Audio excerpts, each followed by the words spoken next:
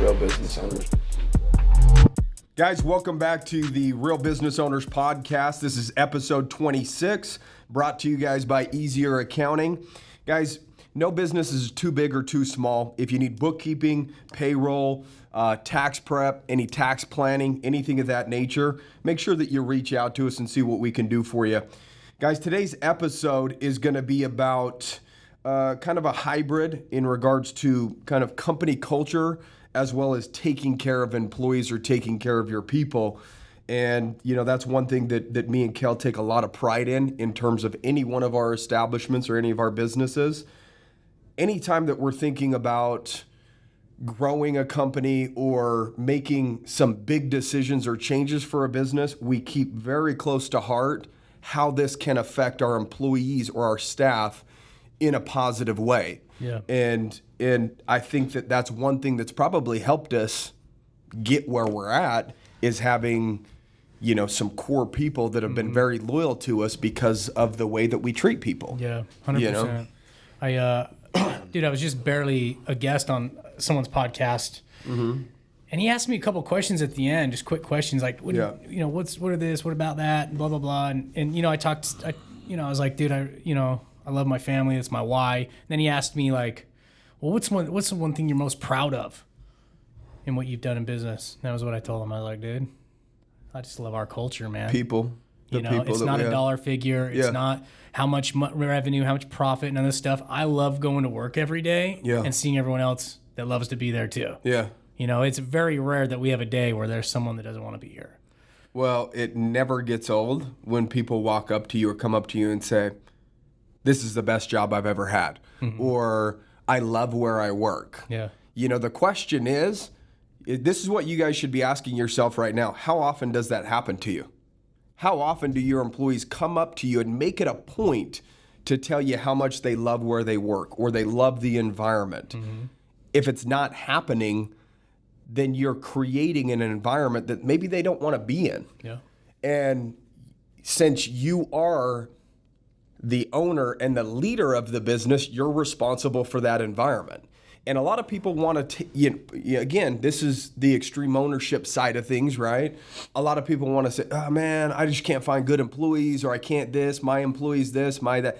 And you're looking at everything external and blaming why something bad is happening to your business on your staff. Yeah. You don't find good people, man. You create them. You create the environment that makes great employees. Yeah. I'm a firm believer in that, you know, and and the early years of trying to manage people, and again, trying to be the tough, you know, be here. Hey, if I'm going to write you up, if you're not here 5 minutes before 9 o'clock, or, the micromanaging style of things, you know, and there's a time and a place to pull somebody in an office or pull somebody aside and have those conversations with them when it's happening over and over and over, you know, and you're not going to be able to keep everybody, you know, it's not foolproof, but if you have high turnover across your entire staff, it's because of you. Yeah.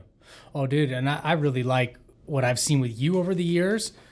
You have this really good way of getting people to take accountability.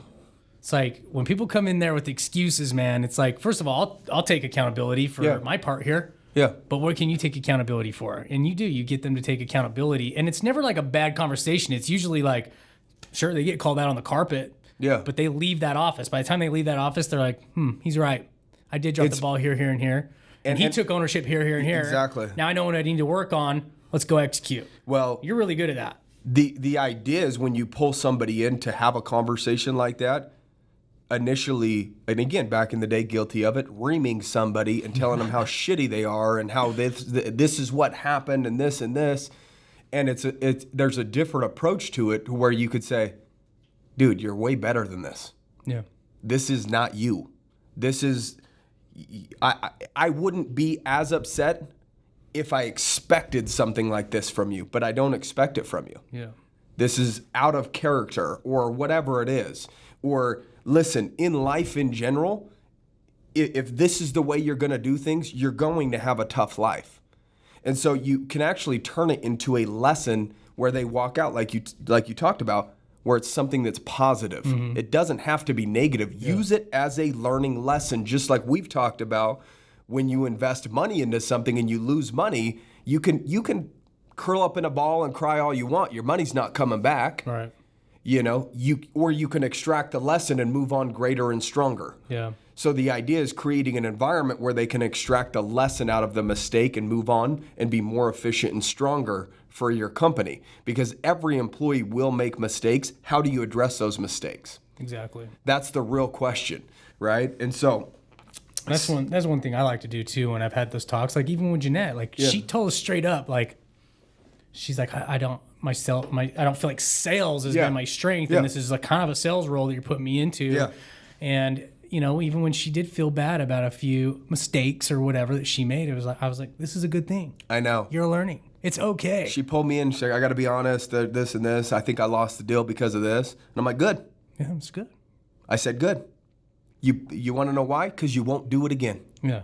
She was already taking accountability. You identified the mistake. Yeah. And it's going to happen. Yeah.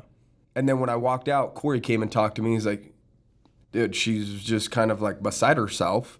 She's never had anybody like be that okay with a mistake that happened. Well, she came from a big bank that is in customer relations. Corporate, you know, this, that, the other. They probably had some pretty strict rules, guidelines. If you messed up here, and here, here's your repercussion. Yeah. You know? For sure. It's insane. So first off, you actually have to care for people. Mm-hmm.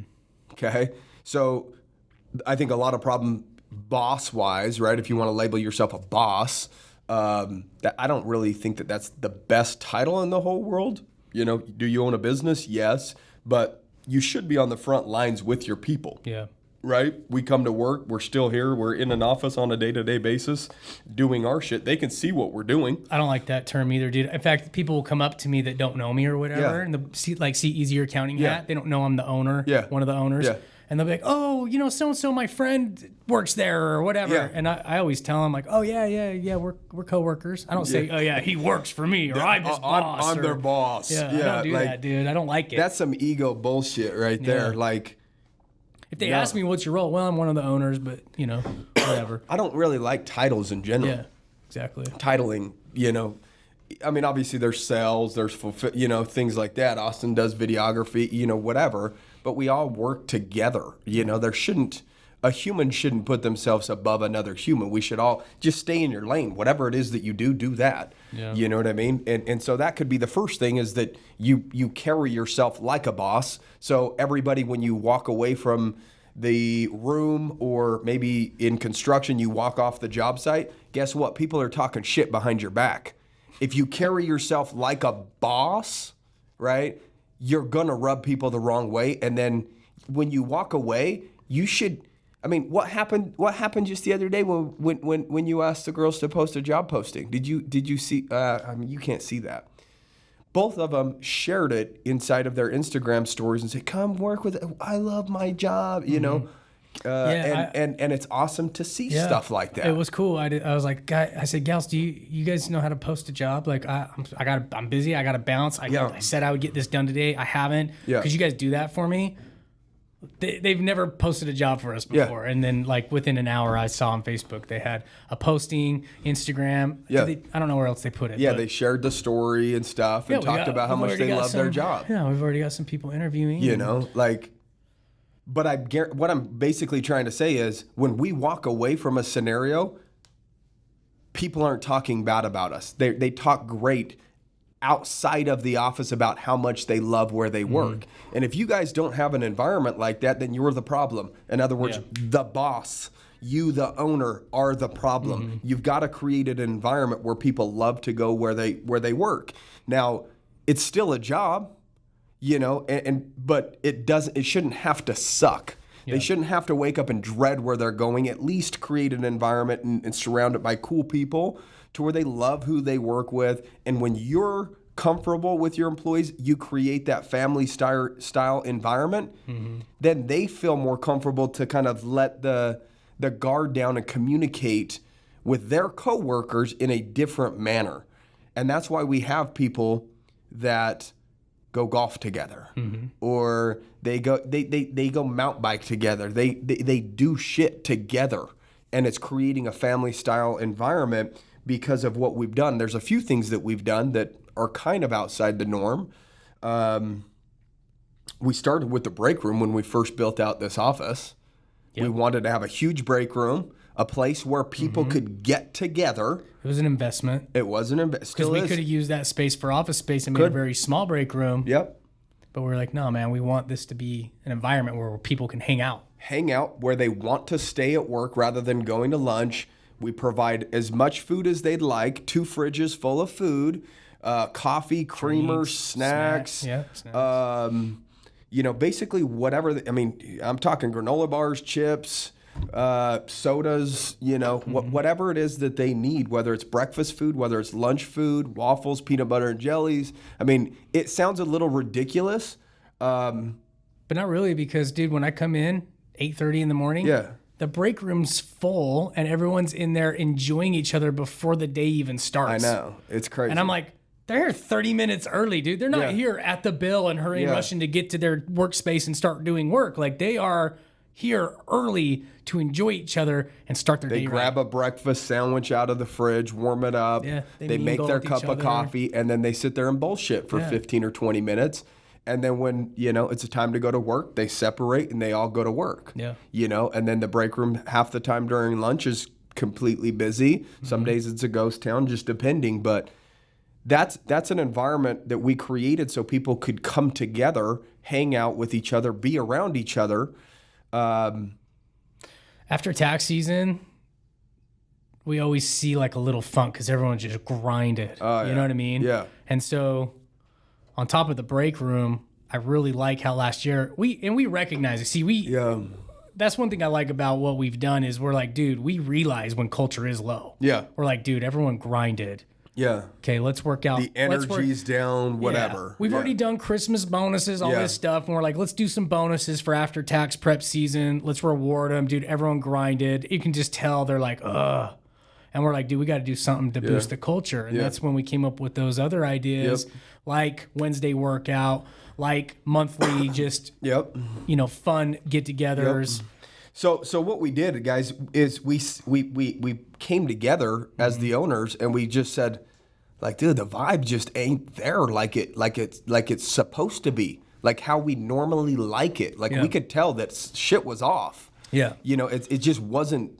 It wasn't the same. Yeah, and you guys know when shit's not the same inside of your company. Yeah, like, don't avoid it, dude. That's what I was going to say, because everyone's like, oh, something's off, and then they're even kind of separating themselves from the crowd instead of like it's going to correct itself. Yeah, they're like, oh, dude, like they don't know what to do, but they don't want to like address or have conflict or something, right? But they're like, man, something's off, and then so they avoid it. Yep, and that's a big no-no. Like, you got to address it. Be honest with yourself. Like, when the vibe's off, realize like culture's off somewhere. So you need to do something about it. You're the leader. You're the only one that can do something about it. Yeah. There's nobody else that's going to just miraculously step up and say, you know what, company culture's down.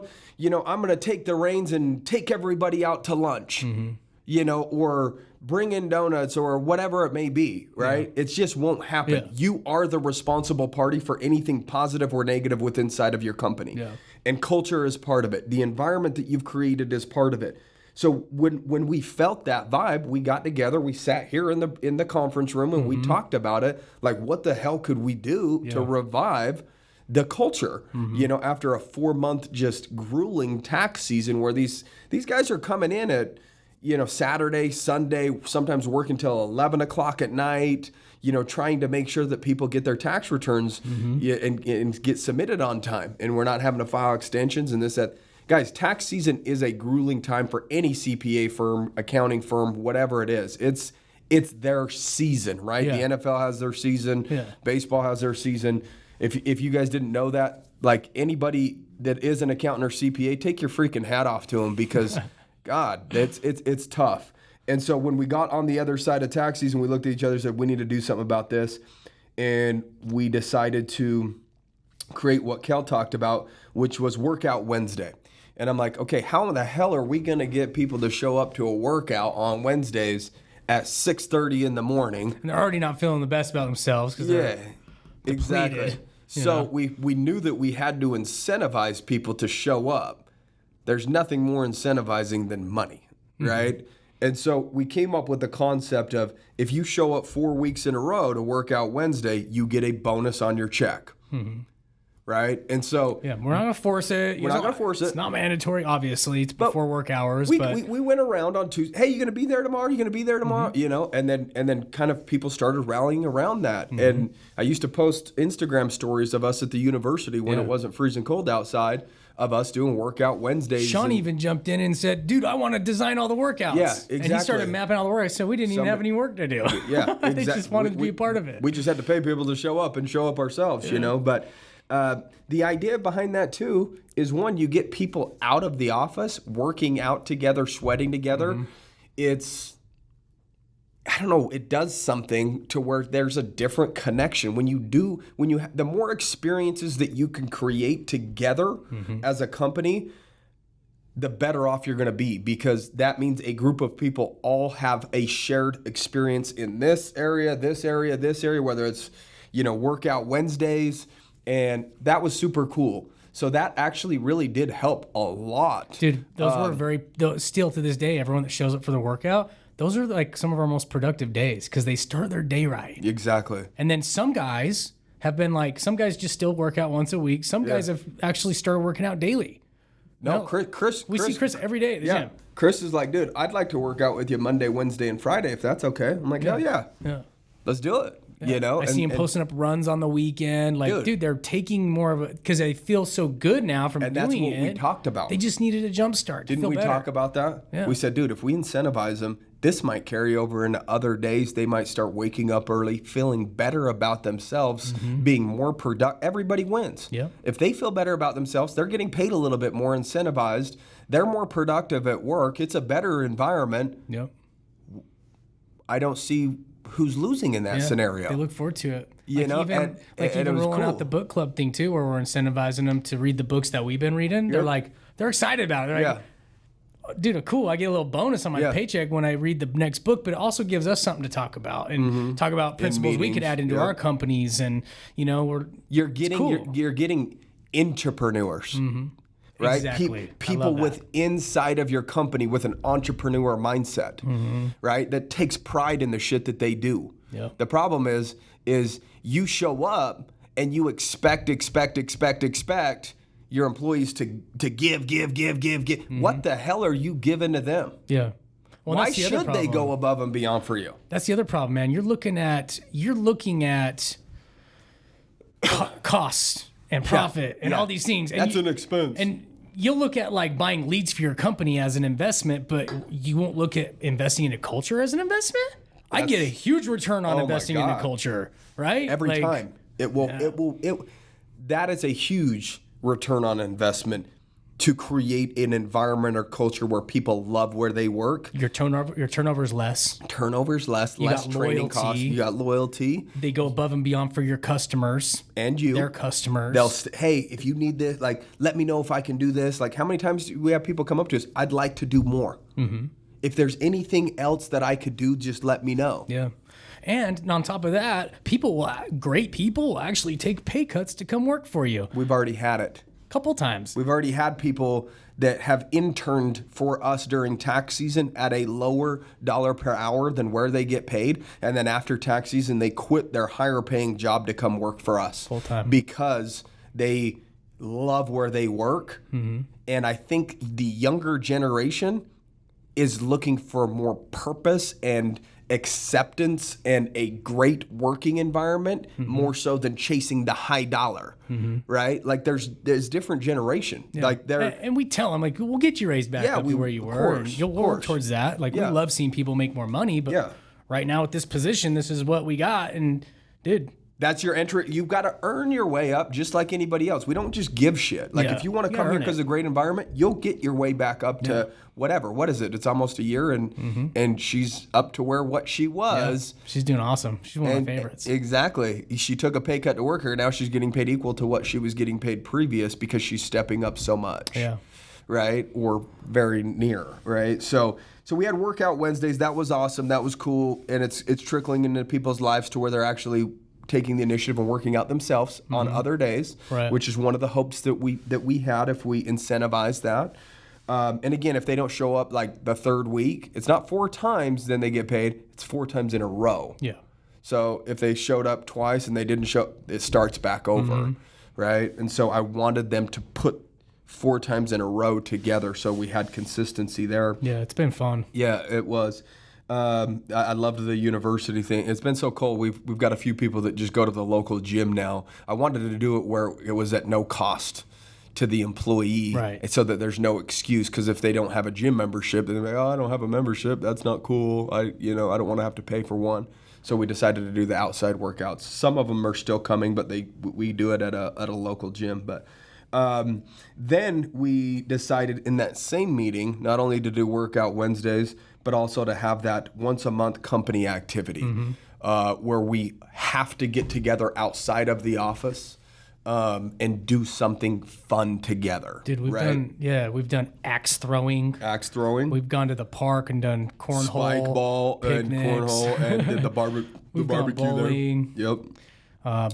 We went mini putting several times. Yeah. A lot of people love that because we would throw out like, I think it was $50, Get whoever, competitive. for $50 to the lowest score on mini putt for the dude, and $50 for the lowest woman. I don't think I got $50 when I won last time. You didn't. I did payroll. I did payroll, and I put that on mine because I think that somebody didn't count a stroke or two. Yeah. No, I'm just kidding. Good thing I wasn't keeping score. Someone cheated for me because I started. I think it was Sean that was keeping score. Yeah. But guys, the whole purpose of the podcast is really to look at yourself and do more for your employees. That's like the one. And so we're actually harping on you, the listener, and we are going to bat for the people that work for you. Yeah. And I know that might be a little different of a concept because usually we're trying to go to bat for you and give you guys, information that can maybe generate more revenue. But when you actually flip it, that's exactly what this will do.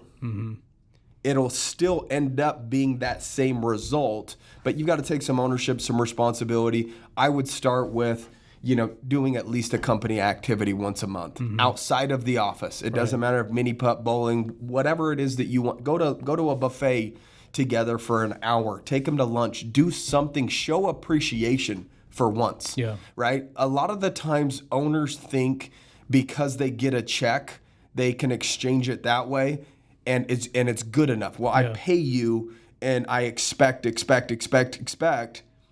again, a lot of people just want to be recognized and be seen and be heard and be appreciated. Every time Austin drops me some videos or stills, I'm like, bro, love it. Kick ass, home run. But it's true. I like what you said on being heard because that's a big thing, man. Like when I do our sales meetings over there with the sales guys, I always go around the room and be like, what do you have to add? Yeah. What would you guys like to address? Because I go around the room and I get them talking because I want them to be heard. And dude, our meetings are good because of that. Yeah. But overall, dude, the few tips I have for people if they want to build good culture in their company is, first of all, don't look at it as an expense. Look at it as an investment. Okay. And number 2, I love what you said on let people be heard. But also, on top of that, work on you. Do not show up to work like you're above the people that are there for you. Okay? Like, come in with a good attitude.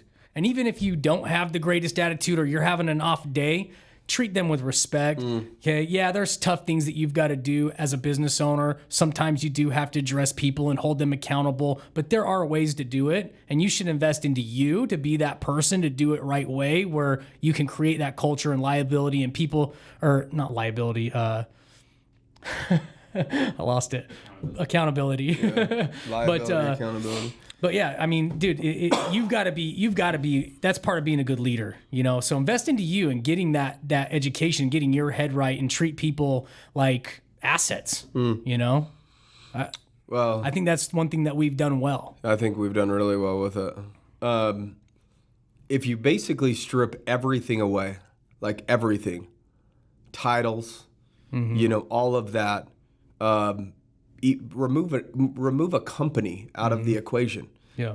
It really, all it comes down to is humans taking care of humans. You know, you want people to go above and beyond for you, so by default, what should you do? Go above and beyond for them. You want to be appreciated, so what should you do? Yeah. Appreciate them. So true, man. You know, I mean, literally boil it down to the basics. We all have human needs. We want to be seen. We want to be heard. We want to be appreciated. We want to be accepted. Yep. Create an environment to where people can be comfortable and be themselves. Yep. Don't ridicule people in front of other people.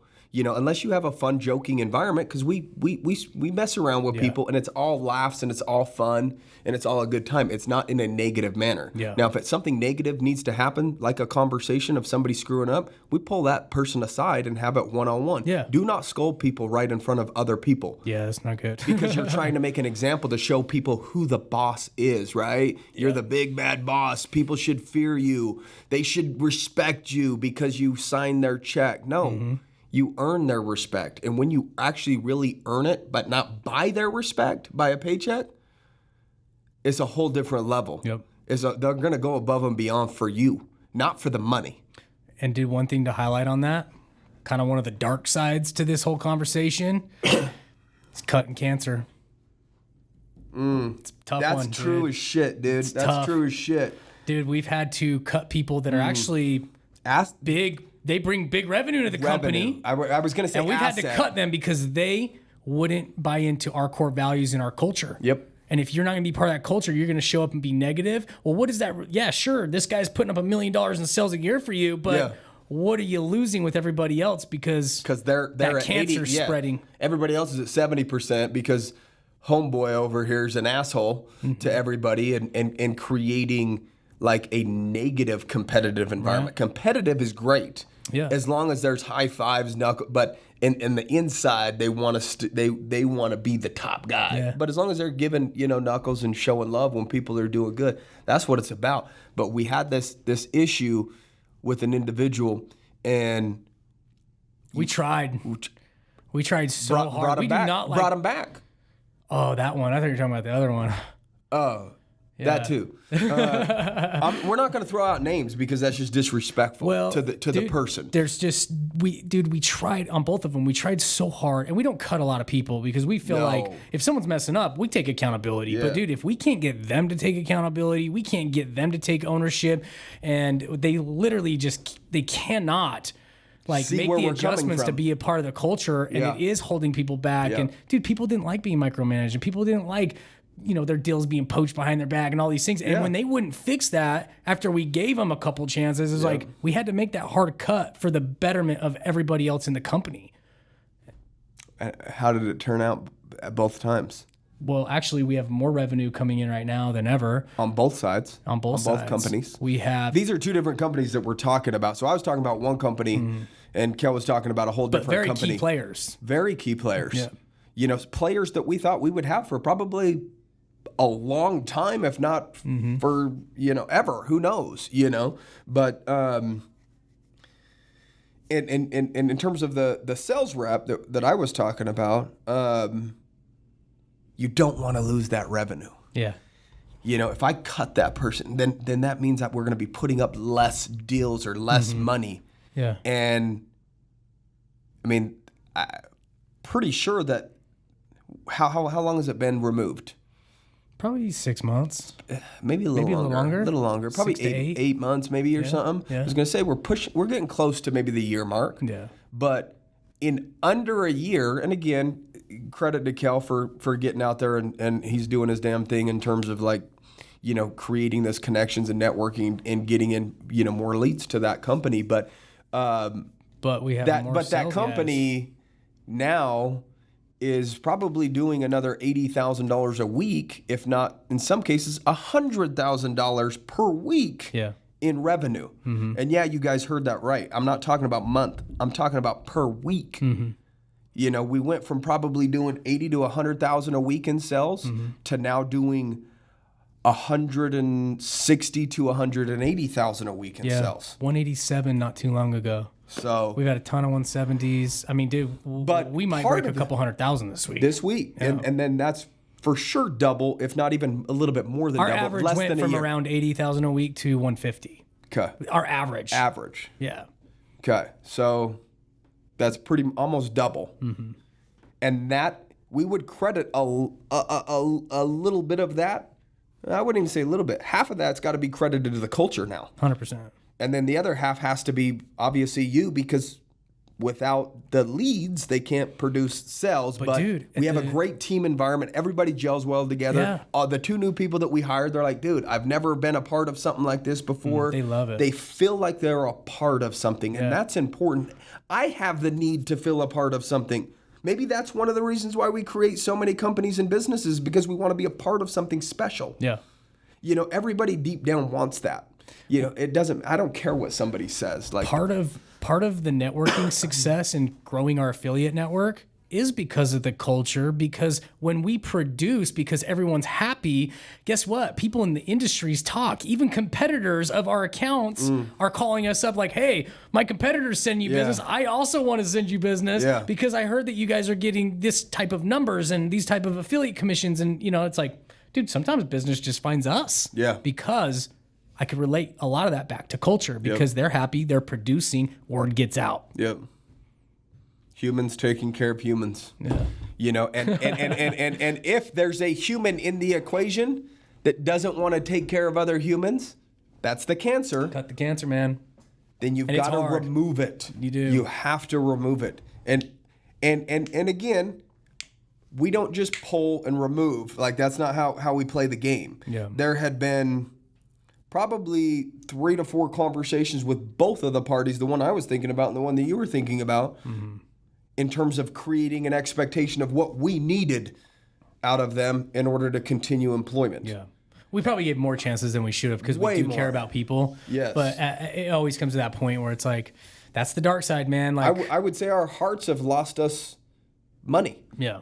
But also, we have to credit our hearts to making us a lot of money too. So, to a certain extent, we do get burned because we hang on to cancer maybe a little longer than we should. Totally. But at the end of the day, it's those same hearts that have created the environment and the culture. Yeah. And we really do care for our people. Like, we make business decisions based upon, well, shit, man, we want these people to make X amount of money within the next 2 to 3 years. How can we make that happen?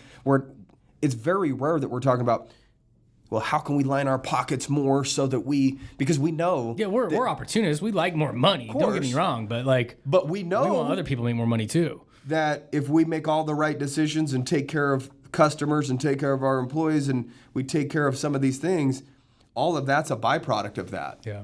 And that's really what it comes down to. You really want a company worth something, you got to invest in your people, man. Yeah.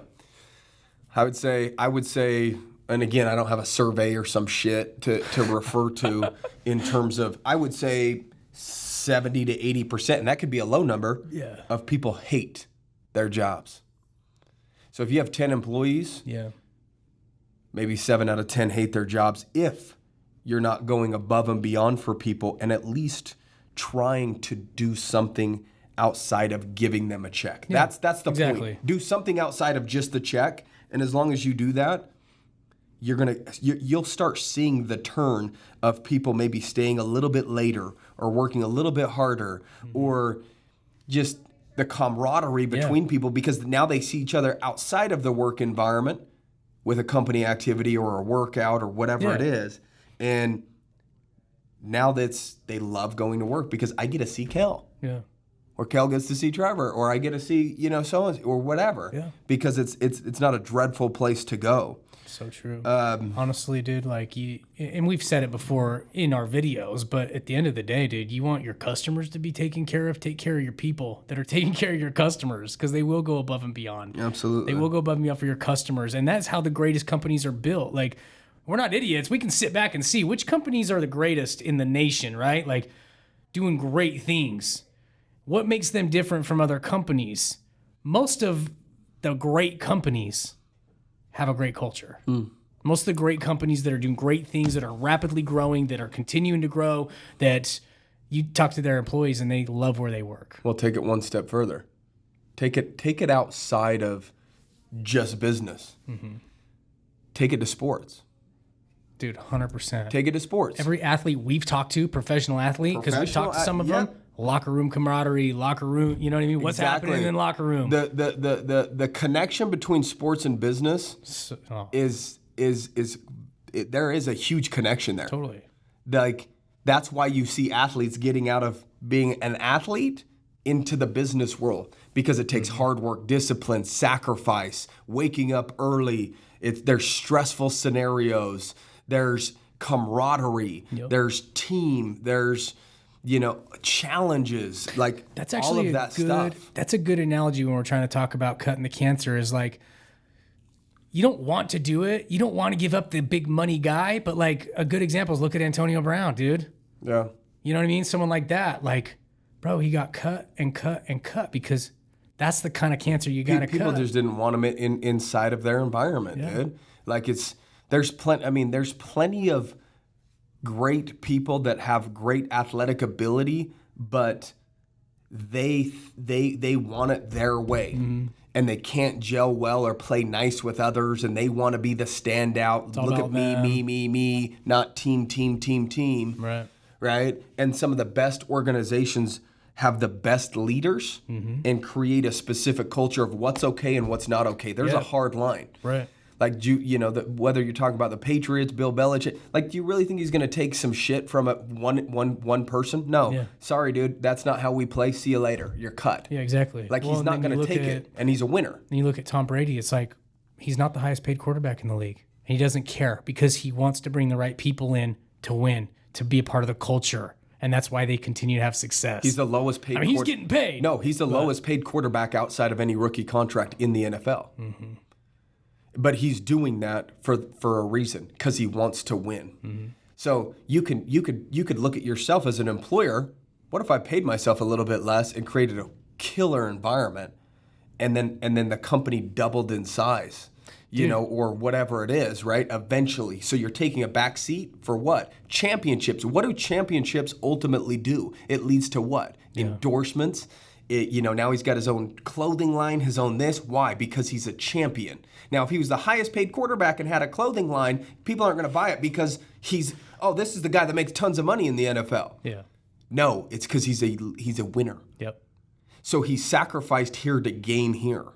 And dude, not that I'm some ultimate winner or anything. Like, we've been winning in business for sure. Yeah. But dude, there's a lot of people out there that, if they're cutting payroll to their employees, their salesmen, whatever, and their salesmen are making more than them, they look at that as a negative, dude. Even though, I want to make more money. When I see a sales guy made more for the week than I did as the owner, I love it. Yeah.